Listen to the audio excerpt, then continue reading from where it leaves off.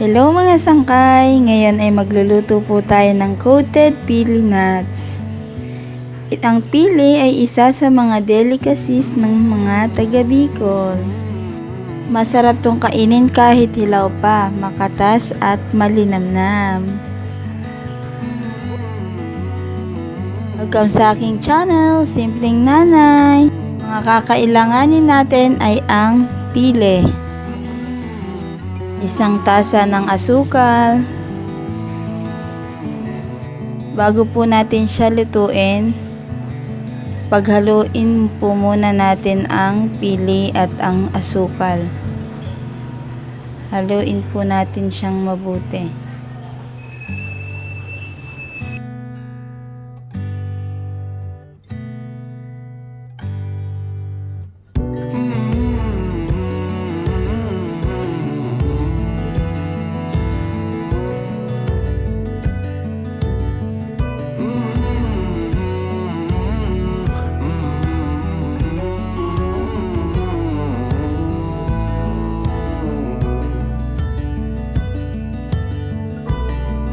Initin po natin ang kawali. Dapat ay mainit na mainit ang kawali at walang tubig. Bago naman natin ilagay ang mantika.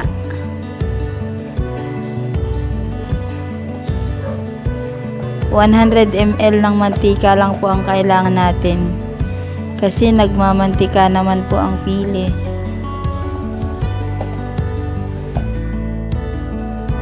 Pag mainit ng mantika, ilagay na natin ang pinaghalo nating pili at asukal.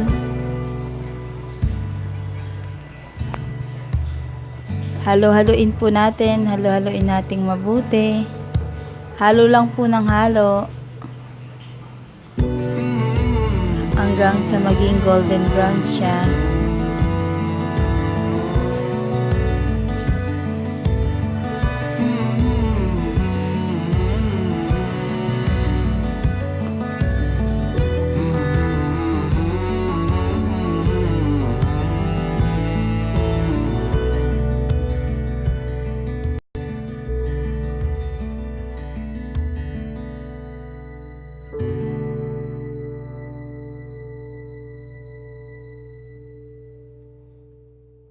Ang cooking time po niya ay approximately 15 minutes. Halo lang po ng halo para hindi siya masunog. Para pantay ang pagkakaluto ng pili natin.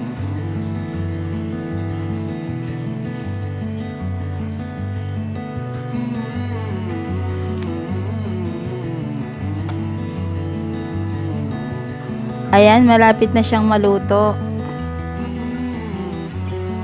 Maya-maya lamang ay maaari na natin siyang kainin.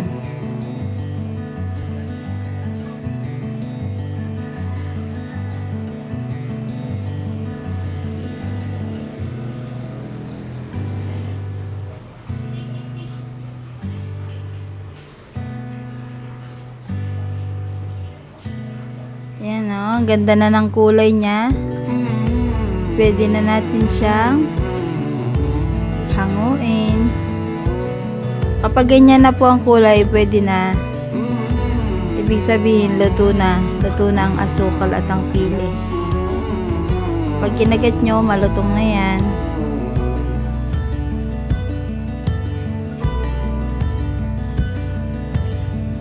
Ang sarap. Sa mga hindi pa po nakakatikim ng pili, subukan nyo. Masarap po talaga yan. Thank you for watching. Please subscribe.